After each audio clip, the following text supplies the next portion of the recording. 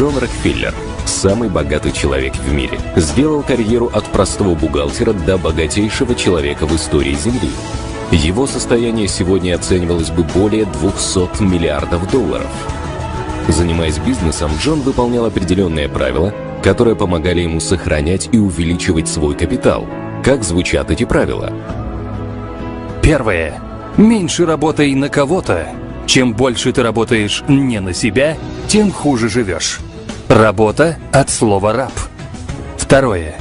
Экономь деньги. Ищи, где можно купить продукцию дешевле или оптом. Составляй список покупок заранее и покупай только то, что есть в списке. Третье. Если у тебя мало денег, надо делать бизнес.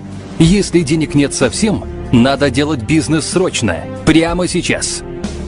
Четвертое. Путь к огромному богатству лежит только через пассивный доход. Доход, который приходит к тебе независимо от твоих усилий. Создай источник пассивного дохода и живи себе в свое удовольствие. Пятое. Думай о том, как заработать минимум 50 тысяч долларов в месяц. Можно больше, меньше нельзя. Эта цифра была рекомендована Рокфеллером не просто так. Дело в том, что самые богатые люди в нашем мире ежемесячно тратят не более 50 тысяч долларов США. Шестое.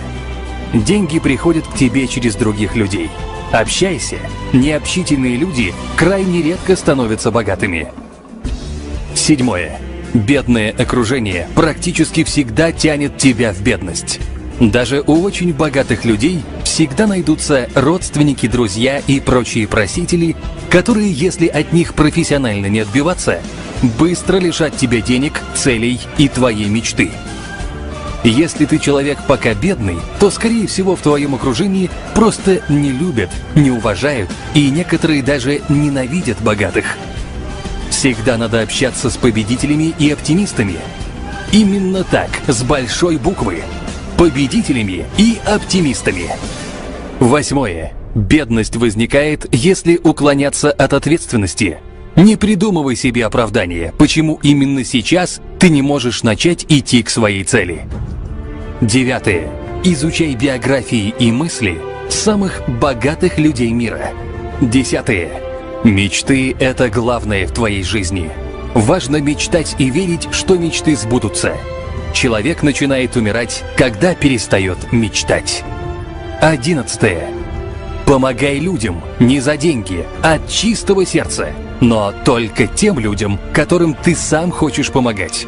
Это не обязательно родственники или знакомые. Отдавай 10% прибыли на благотворительность. 12. Создавай бизнес-системы и наслаждайся своими заработанными деньгами.